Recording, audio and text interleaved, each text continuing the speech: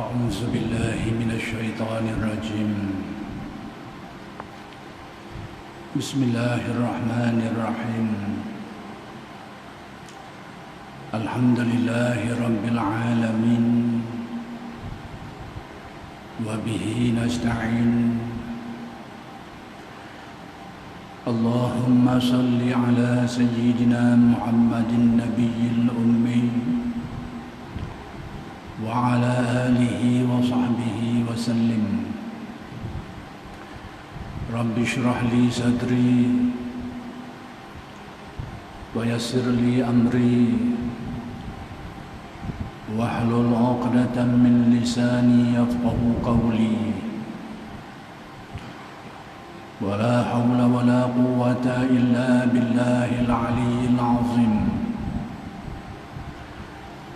إلهي أنت مقصودي ورضاك مطلوبي. أعطني محبتك ومعرفتك. السلام عليكم ورحمة الله وبركاته. الحمد لله والشكر لله والصلاة والسلام على رسول الله. أما بعد. Kita bersyukur kehadrat Allah Subhanahu wa taala yang telah mengurniakan hidayah dan taufik dan segala nikmat-nikmat yang lain zahir dan batin. Mudah-mudahan segala nikmat-nikmat itu sentiasa dikurniakan kepada kita semua. Dan insya-Allah pada malam ini akan diteruskan lagi pengajian kitab Al-Hikam karya Syekh Ahmad Ibn Athaillah Al-Iskandari radhiyallahu anhu. Dan kalam hikmat yang ingin dijelaskan pada malam ini ialah kalam hikmat yang ke-219,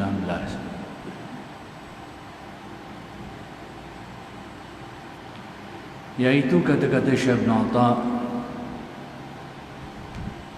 لا تستنبت منه النوال ولكن استبتي لا تستبتي منه النوال ولكن استبتي من نفسك وجود الإقبال.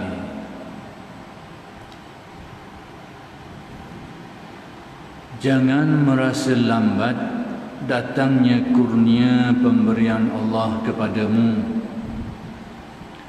tetapi hendaknya engkau merasakan kelambatan dirimu untuk menghadap kepada Tuhan. Kalam hikmat yang ke-219 ini memberi pedoman kepada orang yang berusaha untuk menyelami dunia tasawuf. Kerana tasawuf itu ada dua bahagian. Satu bahagian usaha ikhtiar, bahagian amalan yang disebut sebagai makasib istilah ahli tasawuf, iaitu merujuk kepada usaha kita, ikhtiar kita, amalan yang kita lakukan. Bahagian yang kedua tasawuf adalah kurnia Allah, pemberian Allah, yang dengannya hati manusia menjadi terang, memperoleh limpah kurnianya, memperoleh makrifat sehingga bertambah keyakinan, bertambah khusyuk hati, bertambah kefahaman dan kearifan, dan memiliki sifat-sifat dan akhlak-akhlak yang mulia dan bermacam-macam lagi. Semua itu bahagian kurniaan, dan banyak jenis kurniaan, bermacam-macam jenis kurniaan pemberian Allah Subhanahu wa taala. Semua itu dinamakan sebagai mawahib, istilah ahli tasawuf. Usaha dinamakan makasib, bahagian pemberian kurnia itu dinamakan mawahib. Jadi tasawuf itu terdiri daripada dua bahagian besar ni. Usahanya kita belajar ilmu, kita betulkan niat, kita beramal saleh, kita beriadah, mengamalkan zikir, dan memperkuatkan amalan-amalan kita dengan amalan-amalan sunat yang lain. Itu bahagian usaha, bahagian ikhtiar. Amalan-amalan ini bila diamalkan secara ikhlas, istiqamah, maka bila sampai ketentuan takdir Allah, maka dia akan dapat kurnianya, sehingga hatinya itu dipenuhi dengan nur hidayah. Keyakinannya selama ini yang sudah pun ada, tapi akan bertambah. Kearifan hatinya yang selama ini sudah pun ada sebahagian, tapi semakin mendalam. Jiwanya yang sebelum ini agak kekosongan, sekarang penuh dengan kearifan, penuh dengan cita rasa, penuh dengan perasaan-perasaan yang baik, dorongan-dorongan yang baik. Kalau jiwanya selama ini dipenuhi dengan ingatan, pautan, pergantungan hati dengan sesuatu yang lain dari Allah, maka setelah mendapat nur itu, hatinya itu menjadi lurus perjalanannya, sehingga pautan hatinya itu hanya kepada Allah. Kalau sebelum itu dia agak susah untuk mengkhusyukkan hati dalam ibadah, setelah mendapat itu hatinya menjadi begitu khusyuk, hatinya mendalam khusyuknya. Demikianlah kurnia-kurnia Allah yang dikurniakan kepada orang yang beramal. Ini dua bahagian tasawuf. Jadi sekarang kalam hikmat Syekh Ibn Atta yang ke-219 ni nak beri pedoman kepada orang yang berusaha untuk menghayati tasawuf. Tidak semua orang berusaha untuk menghayati tasawuf. Bahkan ada orang rasa tasawuf ni tak ada. Sampai dia anggap tasawuf ni benda yang asing, tidak ada dalam agama kita. Itu berat lagi lah. Setengah tu tahu adanya tasawuf, tapi tidak pernah teringin, tidak pernah tergerak untuk cuba memahami dan menyelami sebahagian rahsianya. Tak timbul. Kadang-kadang tahu adanya ilmu ini, adanya ilmu fiqh, ilmu fiqh, ilmu syariat yang mengajarkan kita tentang hukum hakam, tentang cara-cara beribadah dan sebagainya. Adanya ilmu akidah, ilmu tauhid yang memahamkan kita tentang ketuhanan Allah sehingga menimbulkan yakin. Tahu adanya ilmu tasawuf yang fungsinya menyucikan hati dan mendekatkan diri kepada Allah. Tapi hak bahagian ketiga ni kadang-kadang tak berasa nak mana. Kerana masa cukup kena yang satu dan yang dua itu, akidahnya dan syariahnya. Ada yang macam tu. Tapi yang lebih malang lagi, yang ketiga ini dinafikan terus sehingga dikatakan tidak ada. Yang ada hanyalah akidahnya dan syariahnya. Dan kalau berlaku pada zaman kita ini, dan benda ini tak rasa pelik lah. Tidak pelik kalau berlaku pada zaman kita ini, kerana hal seperti ini sudah pun terjadi sejak berzaman-zaman terdahulu. Termasuklah Al-Ghazali sendiri. Al-Imam Al-Ghazali sendiri seperti itu, mengingkari adanya tasawuf ni. Mungkin dia tidak ingkar keseluruhan, dia hanya menerima tasawuf pada aspek-aspek yang sangat zahir, yang sangat lahiriah, sangat zahir. Adapun hal-hal yang lebih mendalam tentang tasawuf diingkari oleh Al-Ghazali. Dan itu menurut pengakuan Imam Ghazali sendiri. Itu imam, ulama besar. Kata Al-Ghazali dalam ungkapan beliau, dia kata, aku ni fi bidayatil amri mungkiran. Di peringkat permulaannya ni, bukan permulaan dia nak belajar ilmu, tidak. Di peringkat permulaan tasawuf sebelum dia belajar, sebelum dia mempelajari ilmu tasawuf ni, mungkiran, ingkar, tak percaya, menafikan adanya ehwal-ehwal di ahwali sufiyah, ehwal-ehwal yang dialami oleh ahli tasawuf ni, rahsia-rahsia ilmu tasawuf ni, wa maqamat al-arifin, Demikian juga aku ingkar, aku tak percaya adanya maqam-maqam orang-orang ahli makrifat ni, ada tingkatan-tingkatan khususiah mereka ni. Pada aku tak ada. Yang ada hanyalah akidah yang kita percaya, kemudian amalan syariat yang kita amalkan. Itu saja, kata Al-Ghazali. Jadi kalau ada orang-orang yang mengingkari perkara ini di zaman ini, tidak peliklah, kerana orang seperti Al-Ghazali pun ingkar, tidak menerima, menolaknya. Jadi kalau yang selain daripada beliau ini mengingkari, kita rasa tak pelik. Jadi sekarang kedudukannya kalam hikmat ini pedoman. Kita ni kalau tak ada pedoman, payah, serba-serbi. Kalau tak ada manual, pedoman ni macam manual lah. Cara, kadang-kadang sepanah ada, alat ada, tapi cara nak pakai tu tak ada.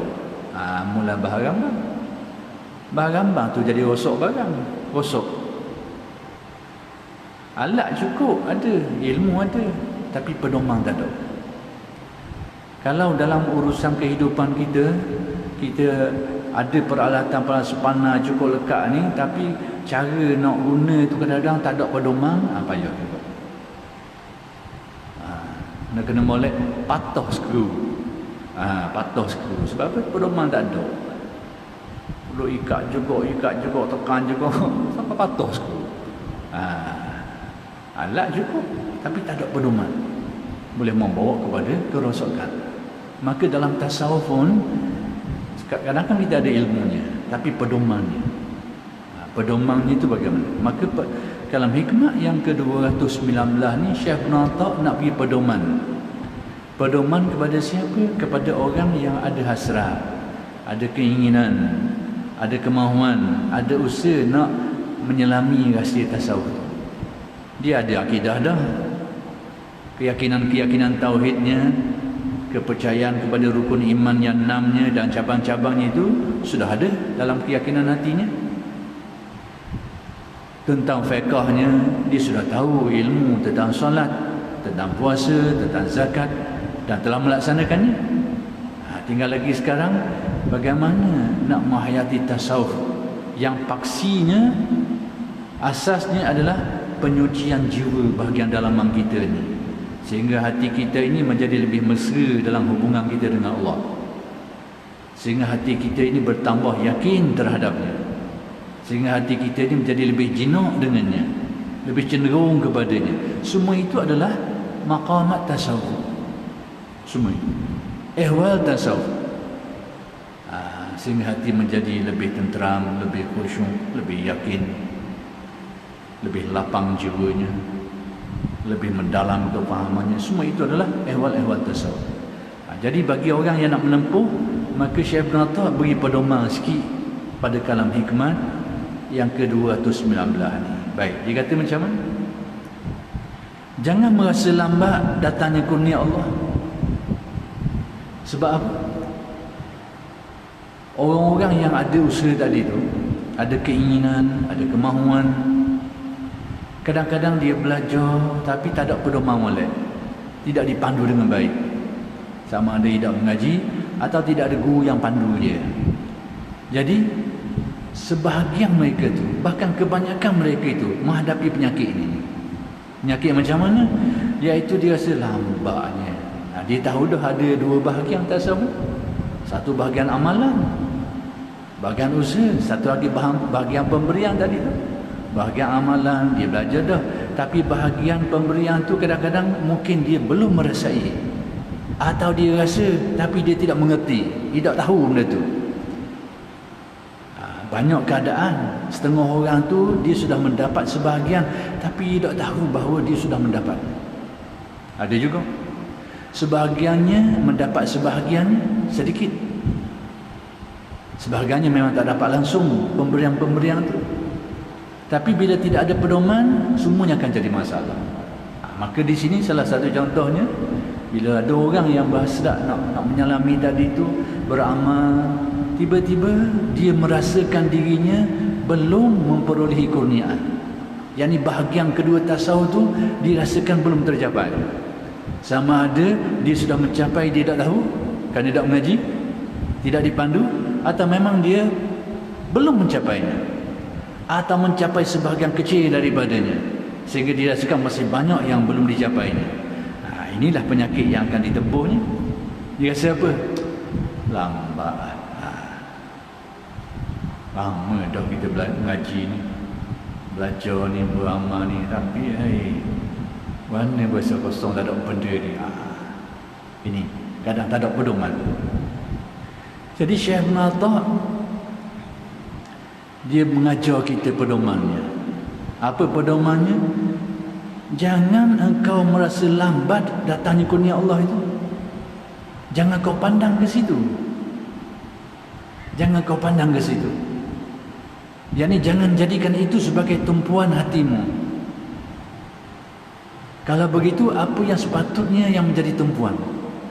Apa yang sepatutnya menjadi perkiraan yang ini? Tetapi hendaknya engkau merasakan kelambatan dirimu untuk menghadap kepada Tuhan.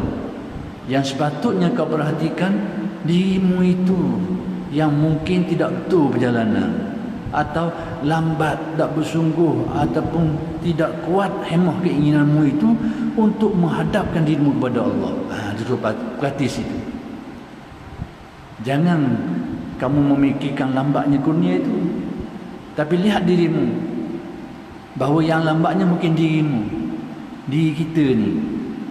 Kadang-kadang kita fikir, kalau bandingan mudah hari ni, kita duk fikir lambat naik gaji. Lambat naik gaji. Tokek kata, mu jangan fikir lambat naik gaji, mu fikir produktif semua apa benda. Mu kena fikir situ. Jadi kita duk fikir, tak fikir kerja kita ni, kita tak fikir dah, fikir lambat gaji naik ni. Mana gaji lambat naik ni? Tahun-tahun dah kerja ni, mutu kerja tak fikir. Sekarang Syekh Ibn Atta kata itu persepsi yang salah. Yang sepatutnya kau fikirkan, bagaimana mutu kerjamu itu. Sebab Allah Ta'ala yang maha mengetahui, yang maha bijaksana. Pasti dia tahu semua ini. Jadi sekarang perbetul yang itu, perbetul mutu kerjamu itu. Sekiranya betul dan lurus, dan sampai masanya sesuai kehendaknya, pasti kau akan dapat. Jadi bila kau tak dapat itu, sebenarnya kecacatannya pada mutu kerjamu itu. Maka Syekh Ibn Atta memberi pedoman kepada kita. Jadi dalam perkara ini, jangan kau fikirkan hasil itu, kerana hasil itu dijanjikan oleh Allah. Yang perlu kau perhatikan, yang perlu kau renungi adalah mutu kerjamu itu, amalanmu itu benar atau tidak, lurus atau tidak, bertepatan atau tidak, ada kesungguhan atau tidak. Itu yang perlu kau perhatikan, kata Syekh Ibn Atta. Jadi kalau itu kita perhatikan, kita akan tahu kedudukan kita. Sebab kalau dia lurus, dijanjikan Allah, dijanjikan. Sekarang kenyataannya mungkin di situlah tempat yang kita tidak betul. Samalah seperti orang yang tanam pisang. Dia tanam pisang, dia tak fikir kerja nak tak baja dengan siram air. Dia duduk tengok tu, bila buah pisang. Memang lambat. Hari-hari bangun tidur, begitu tengok, ukur berapa inci naik pokok pisang. Bila buah ni? Dia duduk fikir nak tunggu buah ni terbit. Jadi kerja nak pergi buang rupuk, nak pergi tok baja, nak siram air, dia tak fikir tu. Dia tak ingat kadang-kadang seminggu sekali, sebulan sekali tok baja. Tapi duk itas hari-hari nak tengok buah. Samalah keadaan. Jadi kalau dalam kehidupan seperti itu, dalam dunia tasawuf pun macam ni juga. Jadi inilah yang banyak berlaku. Yang banyak berlaku kepada orang-orang yang ada usaha ini, yang akhir sekali berakhir dengan terbengkalai. Dia rasa tak ada harapan. Sebab dia tunggu buah tadi, tunggu buah, tapi tak tengok mutu kerjanya. Dia hanya nak tengok hasilnya. Jadi duk tunggu hasil, memanglah tak berhasil, sebab kerja itu tidak sepadan dengan hasil, atau kerja itu tidak memenuhi spek dia, kehendaknya tu. Maka dalam amalan pun seperti itu. Jadi bila seseorang beramal lalu mengharapkan dia mengaji, dia tahu dalam tasawuf ni ada dua bahagian tadi tu, bahagian amalan, bahagian hasil. Hasil tu dia nak tu hati yang yakin, hati yang tenteram, hati yang khusyuk, hati yang penuh dengan kelapangan, kegembiraan. Dia nak tu, dia nak. Itu hasilnya. Tapi dia tengok orang ni amalan hak berlaku hari-hari ni terlepas pandang dah. Kadang-kadang amal, kadang-kadang dok, kadang-kadang tidak berikan perhatian dan bermacam-macam bentuk amalan. Tidak kisah lagi. Jadi duk tengok di sini. Jadi yang ini bila berlaku, akibatnya inilah yang menjadikan sebahagian orang yang cuba untuk menghayati tasawuf terhenti di tengah jalan. Terhenti di sekerat jalan. Kenapa? Kerana merasakan tidak ada hasil. Dan ini berlaku kerana kejahilan dan tidak ada pedoman panduan yang benar daripada gurunya. Maksudnya dia tak ada orang yang nak ikut, yang beri pedoman dia. Dan bentuk pengajian ke, dan bentuk irsyadat ke, tak kira lah. Jadi inilah yang banyak berlaku. Maka Syekh mengajarkan kita, jangan engkau merasa lambat datangnya kurnia itu. Sebab apa? Itu bukan bahagianmu, itu bahagian kurnia Allah, bahagian pemberiannya. Tetapi yang engkau perlu perhatikan, iaitu hendaklah engkau merasa lambat dirimu tu, diri kita ni yang lambat dalam menghadapkan hati kita kepada Allah. Apa erti menghadapkan hati kepada Allah? Apa ertinya? Ini istilah atau perkataan yang selalu digunakan dalam tasawuf. Menghadapkan hati kepada Allah. Kalau istilah ini atau perkataan ini yang selalu digunakan dalam tasawuf ni, kadang-kadang boleh membawa kepada salah faham sesetengah golongan, terutamanya orang yang mengaji usuluddin semata-mata. Selalu menyalahfahami istilah-istilah seperti ini. Menghadapkan hati kepada Allah. Jadi kalau kita faham, kalau kita tak faham istilah ni, maksud ni dengan baik-baik, dia akan berlawan dengan akidah yang kita belajar. Saya nak terangkan maksud apa erti menghadapkan hati kepada Allah. Yang mana kita ni, Syekh Ibn Attak kata, perhatikan yang itu sebenarnya mungkin kita lambat situ. Lambat menghadapkan hati kita kepada Allah ni. Apa ertinya? Erti menghadapkan hati kepada Allah ni. Jadi sebelum saya jelaskan itu, saya nak jelaskan dulu perkataan ini selalu diberi tafsiran yang salah sehingga dianggap berlawan dengan akidah. Terutamanya orang yang mengaji akidah saja, tidak mengaji selok-belok tasawuf ni. Ini banyak berlaku. Seringkali berlaku. Jadi sebab apa? Baik, dia faham dari perkataan tu menghadapkan hati. Bila sebut menghadap ni ada arah lah. Arah tu. Bila sebut menghadap berarti ada arah bahagian depan. Bahagian belakang, orang panggil membelakangi. Bahagian tepi bagi nyenggeng kanan, nyenggeng kiri, membelakang. Menghadap duduk depan tu berarti ada arah. Jadi orang-orang mengaji usuluddin saja ni, tak mengaji selok-belok tasawuf ni, dia akan menyalahkan perkataan tasawuf ni. Menghadapkan hati kepada Allah. Nak ada mana Allah Ta'ala tu tidak bertempat. Bertembung dah dengan akidah dia mengaji. Sifat mukhalafah. Laisa kamitslihi syai'. Allah Ta'ala tidak menyerupai sesuatu. Antara maksudnya itu yakni tidak bertempat. Tidak ada tempat bagi Allah. Tidak ada arah. Atas ke, bawah ke, luar ke, dalam ke, semua itu tidak berkait dengan Allah. Itu keyakinan Ahlus Sunnah wal Jamaah. Hak ni pegang betul-betul molek. Yang ni yang saya sebut ni, Allah Ta'ala bersifat mukhalafah dengan pengertian itu, pengertian bahawa Allah Ta'ala ni tidak melibatkan tempat, tidak melibatkan arah, tidak melibatkan masa. Ini pegang kemah-kemah ni. Ini dugaan kita zaman hari ini. Percayalah, antara bentuk dugaan-dugaan yang datang hari ini ni nak merosakkan keyakinan. Sehingga manusia meyakini Tuhan ada arah tertentu, ada tempat tertentu. Kadang-kadang digunakan hujah logik. Dari segi logik, munasabah lah. Kalau faham separuh memang munasabah. Tapi kalau faham keseluruhan, nampak je kesilapan tu. Contoh saya nak beri. Tak apa, saya lagi ke lain sikit lagi. Kadang-kadang ada pertanyaan. Ini saya nak beri ni sebab kadang-kadang dijadikan umpan oleh setengah orang untuk meragukan keyakinan kita ni. Sudah diijma'kan oleh ulama-ulama Ahlus Sunnah. Faham? Dengar molek-molek ni yang saya sebut ni sudah diijma'kan oleh ulama-ulama Ahlus Sunnah wal Jamaah. Maksudnya yang bukan Ahlus Sunnah mungkin berpendapat lain daripada itu lah. Tapi dalam kalangan Ahlus Sunnah wal Jamaah, bab akidah ni oleh mereka ni, mereka sepakat ijma' mengatakan Allah Ta'ala itu tidak bertempat. Jadi kalau ada pendapat-pendapat yang lain daripada ni mensabitkan tempat bagi Tuhan, itu bukan Ahlus Sunnah wal Jamaah. Nak letak nama apa? Letaklah tu anda lah. Siapa dia nak pegang gitu, peganglah.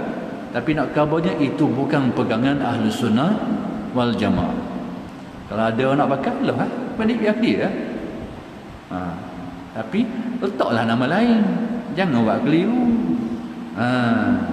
Ni kadang-kadang membawa satu pegangan lain daripada itu, tapi letak nama serupa. Ini kaca ni hari ni nak pelaku barang guna nama barang bukan asli. Ini hari ni berlaku, dia pegang betul-betul bab.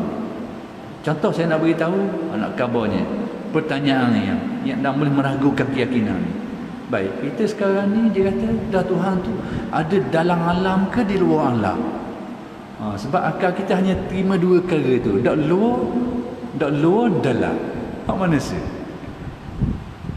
Kita mikir pandang menjawab kan. Sebab akal kita hanya menerima dua je tempat. Kalau dak luar, dalam. Kalau dalam, luar. Hak mana sih tuan? Kamu kata duduk dalam alam, okey. Kalau mengata tak ada di dalam alam, berarti di luar alam.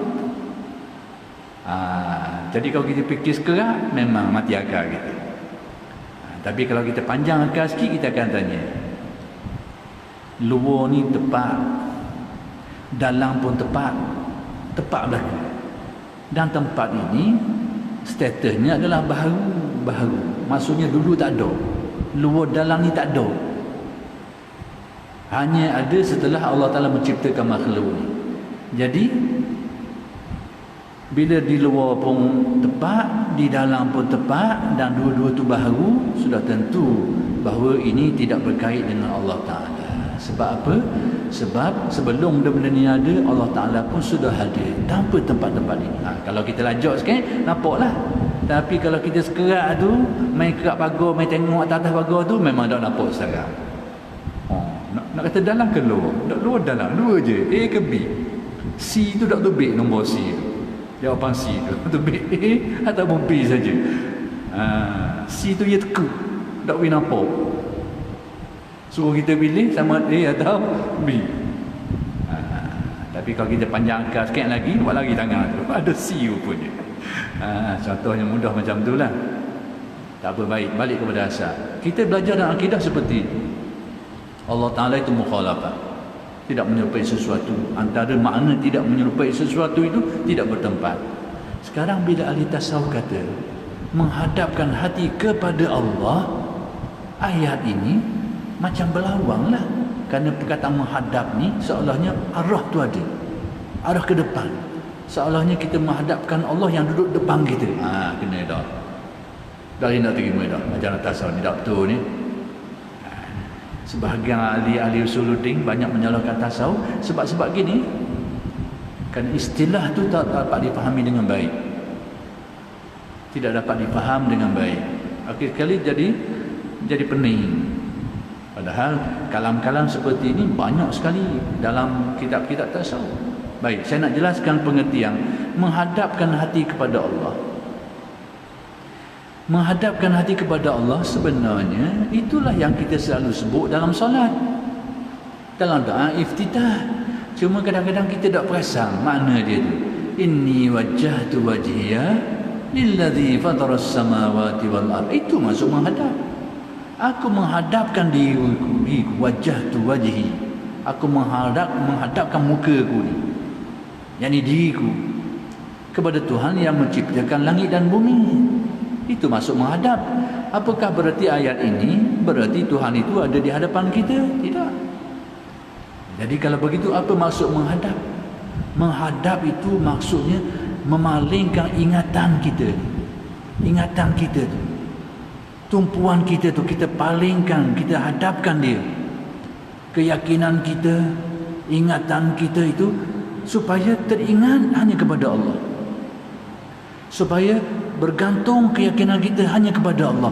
Itu maksud menghadapkan diri kepada Allah. Ingatan kita, keyakinan kita, ingatan kita. Yang sebelum ni ingatan kita teringat lain. Nak lupakannya itu supaya ingat kepada makna-makna ketuhanan Allah.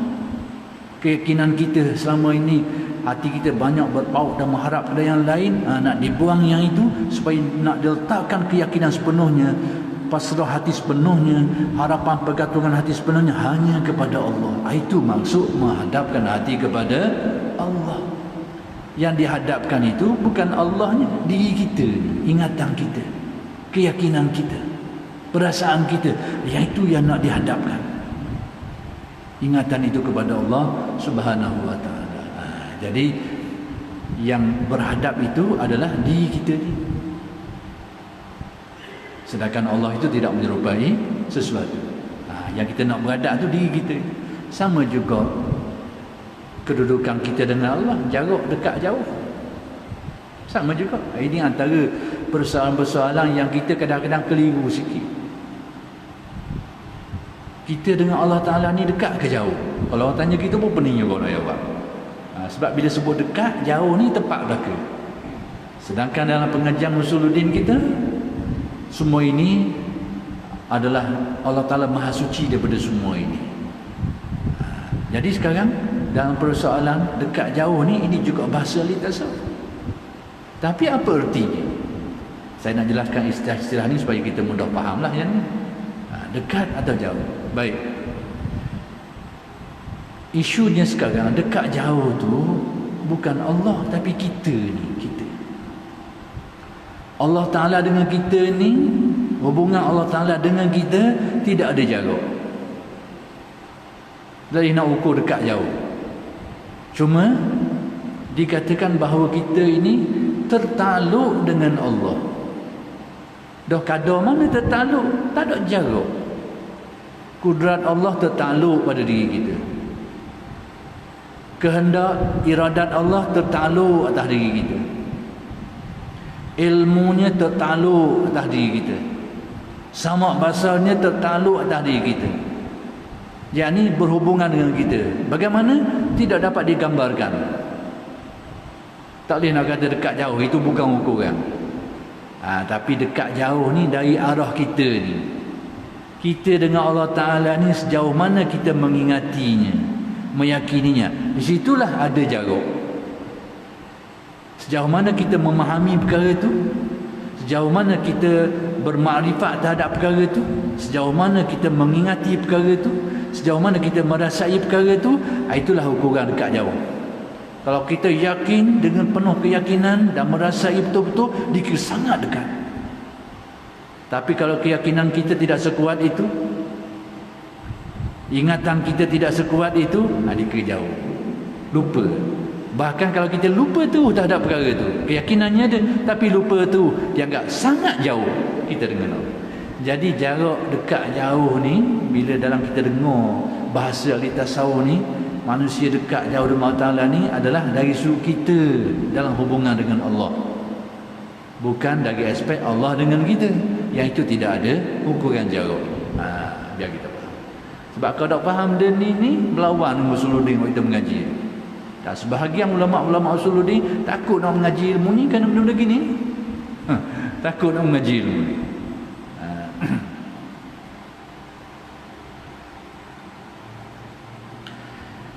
Baik. Kata alim ulama yang mensyarahkan kalam hikmat ini, jangan merasakan datangnya kurnia pemberian Allah yang lambat. Jangan rasa. Maksud jangan rasa tu, jangan fikirkan bahagian itu. Kita ni mula terfikir bila kita teringat benda tu, kita tengok, terfikir. Sebab apa kita rasa seliu nak makan rojak beling? Sebab kita tengok. Tengok ni ingatan kita, tengok, mari kita ingat. Masa nak makan.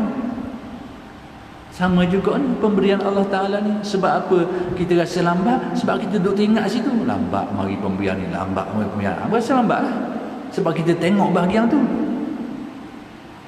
Maka kata Syekh Ibn Atta, jangan merasakan, jangan kau fikirkan bahagian tu, jangan kau perhatikan bahagian itu. Itu bukan bahagian kita bahagian tu.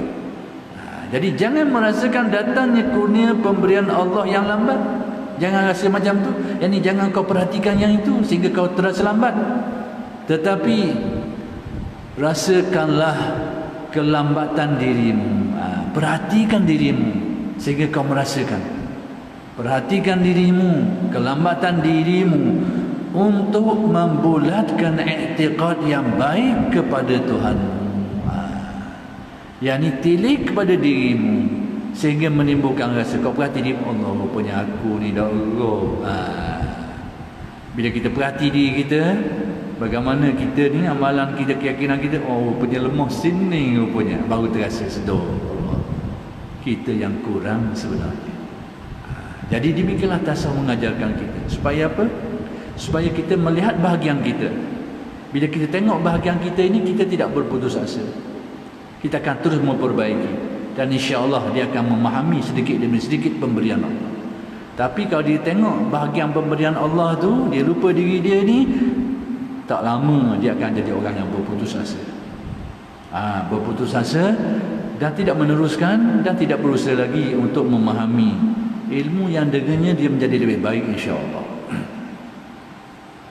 Demikianlah kalam hikmat Syekh Ibn Atta yang ke-219. Adapun kalam hikmat Syekh Ibn Atta yang ke-220. Hukukun fil awqati yumkinu qada'uha wa hukukul awqati لا يمكن قضاؤها إذ ما من وقت يرد إلا ولله عليك فيه حق جديد وأمر أكيد فكيف تقضي حق غيره وأنت لم تقضي حق الله فيه. Syekh Ibn Atta nak memahamkan kita kehidupan kita sehari-hari yang mana melibatkan untung rugi. Ini melibatkan untung rugi. Kalau orang main meniaga saham ni, kat mana tempat saham tu naik, kat mana saham tu rugi. Hak ni nak apa perjalanan hidup hari kita ni, mana hak bahagian rugi, mana bahagian untung dalam perjalanan hidup kita. Tapi oleh kerana sudah masuk waktu isyak, kita berhenti setakat ini dulu. Dan insya-Allah huraian kalam hikmat yang ke-220 ini akan bersambung pada kuliah-kuliah yang akan datang. Aqulu qauli hadza wa astaghfirullahalazim wa lakum. Assalamualaikum warahmatullahi wabarakatuh.